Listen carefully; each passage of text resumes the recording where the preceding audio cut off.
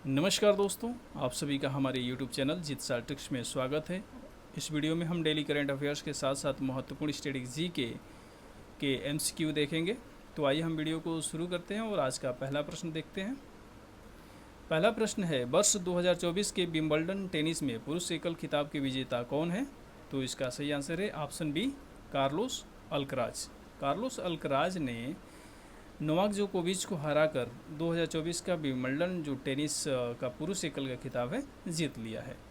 Carlos Alcaraz Spain के खिलाड़ी हैं, याद रखिएगा ये स्पेन के खिलाड़ी हैं। तो स्पेन के खिलाड़ी हैं और जो नोवाक जोकोविच हैं जो दूसरे नंबर पे आए उनको भी याद रखिएगा, सर्बिया के खिलाड़ी हैं, सर्बिया के खिलाड़ी हैं। जो 2023 का हुआ था विंबलडन उसमें भी कार्लोस अल्कराज ने नोवाक जोकोविच को हराया था। तो 2023 के भी पुरुष एकल के विजेता कौन है? Carlos Alcaraz. और 2024 के भी पुरुष एकल के विजेता कौन है? कार्लोस अल्कराज है। और दोनों बार नोवाक जोकोविच को कार्लोस अल्कराज ने हराया था। जो जेनिक सिनर हैं अभी हाल ही में जो ऑस्ट्रेलियन ओपन हुआ है, ऑस्ट्रेलियन ओपन 2024 का हुआ है, उसमें विजेता रहे हैं जेनिक सिनर। ऑस्ट्रेलियन ओपन के विजेता कौन है? जेनिक सिनर हैं, जो डेनियल मेदवेदेव को हराए थे। तो जेनिक सिनर ऑस्ट्रेलियन ओपन के विजेता हैं। और ये कहाँ के खिलाड़ी हैं? तो ये इटली के खिलाड़ी हैं, इनको याद रखिएगा। ये कहाँ के खिलाड़ी हैं? इटली के खिलाड़ी हैं। तो जेनिक सिनर ऑस्ट्रेलियन ओपन के हैं, जबकि विंबलडन के कौन है? तो विंबलडन के विजेता हैं कार्लोस अल्कराज। नोवाक जोकोविच को हराया है इन्होंने 2023 में भी और 2024 के भी विजेता हैं। जो विंबलडन है, सबसे ज़्यादा विंबलडन किसने जीता है? एक प्रश्न यहाँ से पूछा जाता है कि सबसे ज़्यादा विंबलडन टेनिस पुरुष एकल खिताब जीतने वाला खिलाड़ी कौन है? तो नाम याद रखिएगा, रोजर फेडरर। रोजर फेडरर इनका नाम है और ये सर्बिया के खिलाड़ी हैं। सर्बिया के खिलाड़ी हैं। इन्होंने 8 बार, अभी तक 8 बार ये खिताब इन्होंने जीता है। तो सबसे ज़्यादा विंबलडन जीतने वाले खिलाड़ी कौन है? रोजर फेडरर, सर्बिया के खिलाड़ी हैं। 8 बार इन्होंने जीता है। जो विंबलडन टेनिस है, विश्व का सबसे पुराना टेनिस टूर्नामेंट है। ये विश्व का सबसे पुराना टेनिस टूर्नामेंट है, इसे भी याद रखिएगा। सबसे पुराना टेनिस टूर्नामेंट कौन है? तो विंबलडन है। अच्छा, जो ये विंबलडन जो जीतते हैं या ऑस्ट्रेलियन ओपन जीतते हैं या फ्रेंच जीतते हैं या यूएस जीतते हैं, तो जब उनको ग्रैंड स्लैम कहा जाता है। तो अभी तक सबसे ज़्यादा ग्रैंड स्लैम अवार्ड किसने जीता है? तो ये नोवाक जोकोविच के नाम है। इन्होंने 24 बार ग्रैंड स्लैम अवार्ड जीता है। ग्रैंड स्लैम सबसे ज़्यादा किसने जीता है? तो नोवाक जोकोविच ने कितनी बार? 24 बार जीता है। जो विंबलडन टेनिस है, विंबलडन टेनिस को एक और नाम दिया जाता है ऑल इंग्लैंड चैम्पियनशिप। इसे भी याद रखिएगा, ऑल इंग्लैंड चैम्पियनशिप भी कहा जाता है, इसको चैम्पियनशिप कहा जाता है। तो इसे भी याद रखिएगा। जो अभी 2024 का जो विंबलडन जो टेनिस हुआ है, ये 137वां था। तो क्रम में देखा जाएगा तो 137वां विंबलडन था। अगला प्रश्न है, हाल ही में खर्ची पूजा समारोह किस राज्य में आयोजित किया गया? तो जो खर्ची पूजा समारोह है यह त्रिपुरा राज्य में आयोजित किया जाता है। त्रिपुरा राज्य का एक बहुत ही प्रमुख पर्व है यह खर्ची पूजा समारोह। खर्ची जो होता है 2 शब्दों से बना है, एक है खर और एक शब्द है ची। खर का मतलब होता है पांप और ची का मतलब होता है सफाई या सफाई करना। तो खर्ची का मतलब हो जाता है पांपों की सफाई करना, पांपों की सफाई करना। तो इसको याद रखिएगा। जो खर्ची पूजा जो पुरोहित कराता है, संपन्न कराता है, उस पुरोहित को चंताई कहते हैं। चंताई कहा जाता है उस पुरोहित को। जो पुरोहित खर्ची पूजा समारोह संपन्न कराता है, उस पुरोहित को क्या कहा जाता है या पुजारी को क्या कहा जाता है? चंताई कहा जाता है। इसमें 14 देवताओं की पूजा की जाती है, तो इसको याद रखिएगा। और अभी वर्तमान में त्रिपुरा के सीएम कौन है? तो त्रिपुरा के सीएम है माणिक शाह हैं। और यहाँ के गवर्नर कौन है? तो इंद्रसेना रेड्डी, याद रखिएगा, इंद्रसेना रेड्डी गवर्नर है। और सीएम कौन है? तो सीएम है माणिक शाह। मणिपुर का जो प्रमुख त्यौहार है, एक संगई उत्सव मनाया जाता है मणिपुर में, तो इसको भी याद रखिएगा। पश्चिम बंगाल में दुर्गा पूजा फेमस है और मिजोरम में चपचारकूट महोत्सव बहुत फेमस है। चपचारकूट महोत्सव मनाया जाता है मिजोरम में। पेटीएम पेमेंट्स बैंक के नए सीईओ कौन बने हैं? तो इसका सही आंसर है Arun Bansal. Paytm payments bank के नए सीईओ कौन है? अरुण बंसल सही आंसर है। CS सेठी जो हैं SBI के चेयरमैन हैं। और धीरेन्द्र ओझा PIB इंडिया के ये चेयरमैन हैं। PIB इंडिया के चेयरमैन कौन है? धीरेन्द्र ओझा हैं। जबकि रवि अग्रवाल है CBDT के वर्तमान अध्यक्ष हैं। नेपाल के नए प्रधानमंत्री कौन बने हैं? तो नेपाल के जो नए प्रधानमंत्री हैं उनका नाम है KP शर्मा ओली। KP शर्मा ओली नेपाल के नए प्रधानमंत्री बन गए हैं और ये चौथी बार प्रधानमंत्री बने हैं। चौथी बार प्रधानमंत्री की शपथ इन्होंने लिया है KP शर्मा ओली ने। जो रामचंद्र पौडेल हैं ये नेपाल के राष्ट्रपति हैं। नेपाल के राष्ट्रपति कौन है? रामचंद्र पौडेल। और जो पुष्प कमल दहल प्रचंड हैं तो KP शर्मा ओली से पहले ये प्रधानमंत्री थे, तो इनकी सरकार गिर गई है। तो अब कौन बन गए हैं? KP शर्मा ओली बन गए हैं, चौथी बार बने हैं।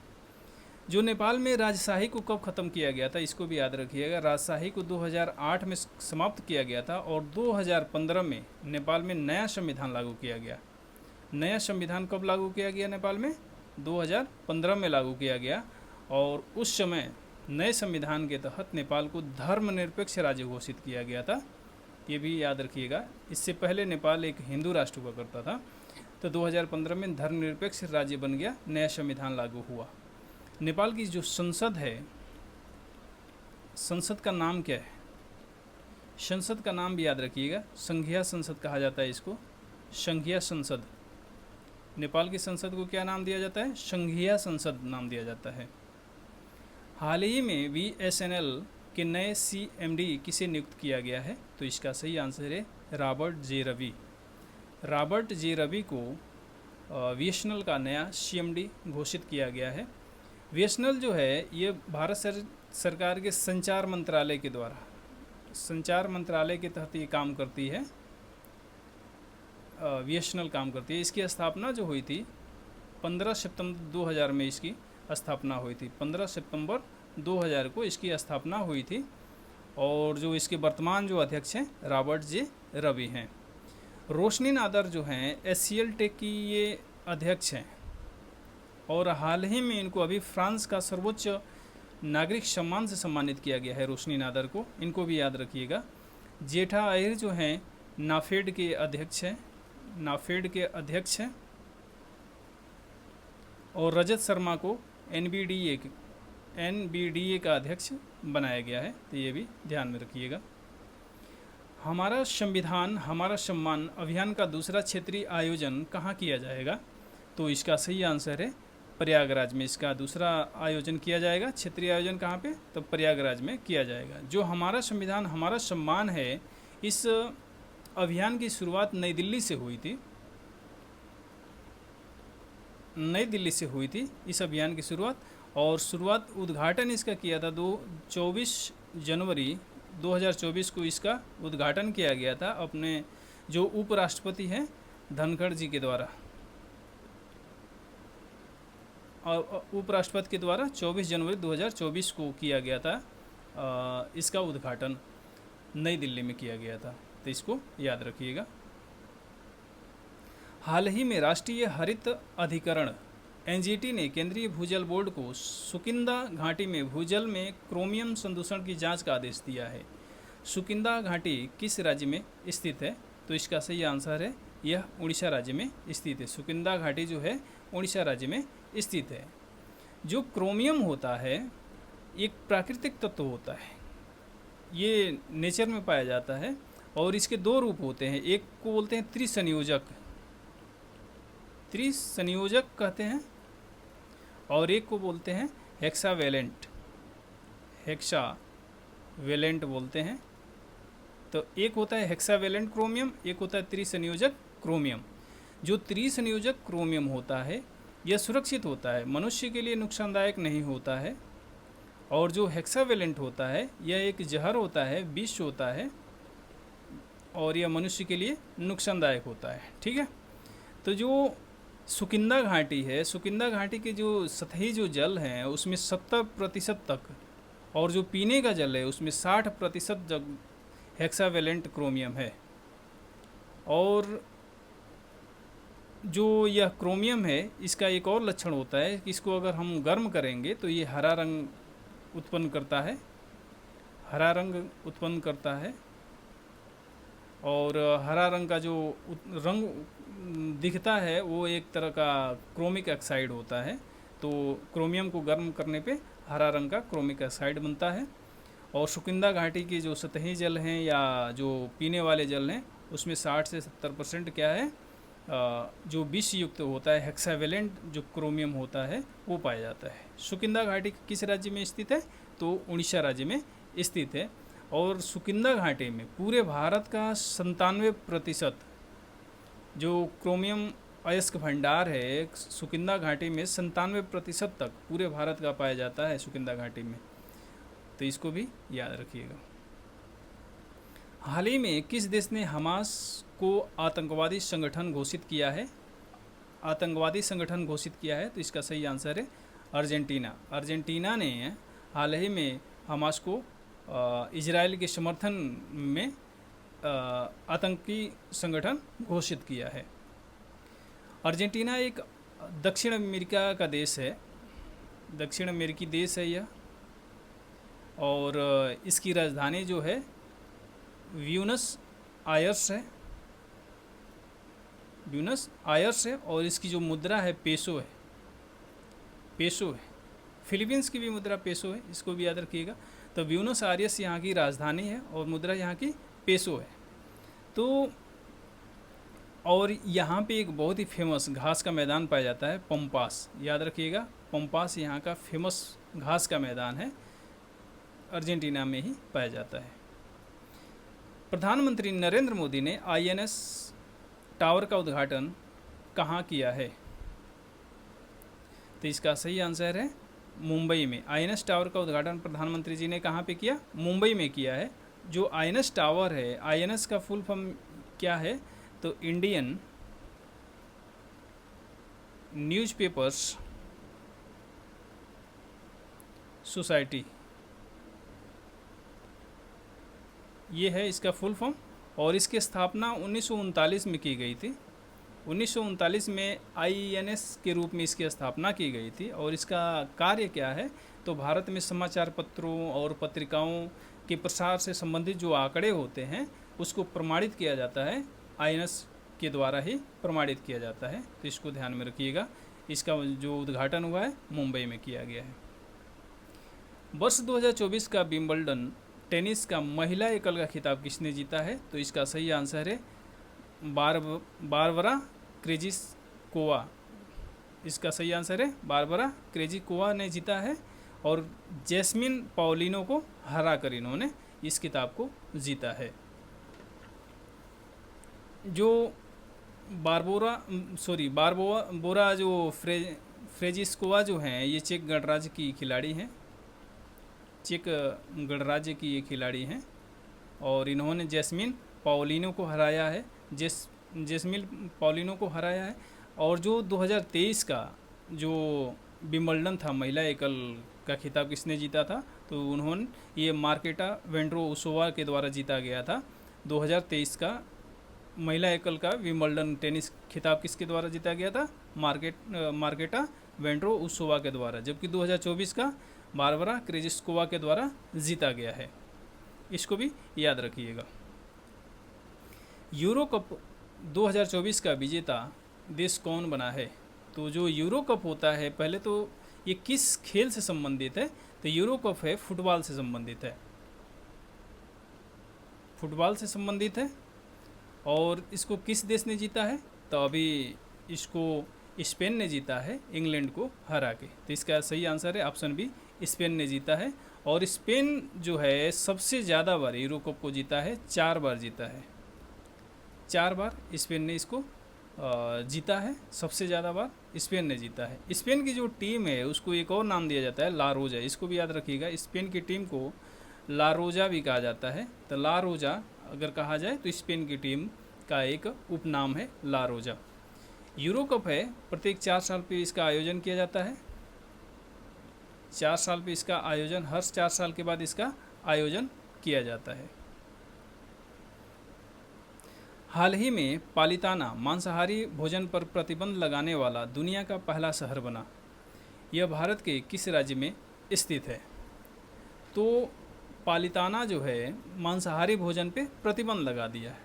तो ये किस राज्य में स्थित है भारत के? तो इसको याद रखिएगा, यह गुजरात के भावनगर ज़िले में, गुजरात के जो भावनगर ज़िला है उसी का एक शहर है। भावनगर ज़िले का एक शहर है पालिताना। यह जैन धर्म से संबंधित शहर है, जैन धर्म से संबंधित शहर है, इसलिए इस पालिताना को जैन मंदिर शहर भी कहा जाता है। पालिताना को जैन मंदिर शहर कहा जाता है। और यहाँ पे जो मंदिर है वो जैन धर्म के जो गुरु थे, आदिनाथ तीर्थंकर थे, ये प्रथम तीर्थंकर थे, इन्हीं की मूर्ति की स्थापना की गई है पालिताना में। तो पालिताना पहला विश्व का शहर ऐसा बना है जिसने मांस की बिक्री पे प्रतिबंध लगा दिया है, मांसाहारी भोजन पे प्रतिबंध लगा दिया है। तो इसको याद रखिएगा। और यह जो पालिताना है जैन तीर्थ स्थल है, और यहाँ पे जो मंदिर है उसमें भगवान आदिनाथ की मूर्ति है, जो जैन धर्म के प्रथम तीर्थंकर थे। 48वां कोपा अमेरिका का खिताब किस देश ने जीता है? तो पहले कोपा अमेरिका जो है ये किस खेल से संबंधित है? तो कोपा जो है ये भी फुटबॉल का ही एक गेम है, फुटबॉल का ही एक टूर्नामेंट है कोपा। और जो कोपा है यह दुनिया का सबसे पुराना अंतर्राष्ट्रीय फुटबॉल प्रतियोगिता है, सबसे पुराना फुटबॉल प्रतियोगिता है ये, ठीक है, इसको याद रखिएगा। जो कोपा अमेरिका है दुनिया का सबसे पुराना फुटबॉल प्रतियोगिता है। और इस बार का जो आयोजन किया गया था कोपा अमेरिका का, ये अमेरिका में ही किया गया था। और इसको किसने जीता था? तो इसको याद रखिएगा, इसको अर्जेंटीना ने जीता था। तो 48वां कोपा अमेरिका खिताब किसने जीता? अर्जेंटीना ने जीता, कोलंबिया को हरा के जीता था। जो कोपा अमेरिका है इस खिताब को सबसे ज़्यादा बार जीतने वाला जो देश है वो भी अर्जेंटीना ही है, अर्जेंटीना ही है। और आपको याद दिला दें कि अर्जेंटीना ही 2022 का जो फीफा वर्ल्ड कप हुआ था, फीफा वर्ल्ड कप का भी विजेता कौन है? अर्जेंटीना है, इसको भी याद रखिएगा। इस वीडियो में बस इतना ही। जय हिंद।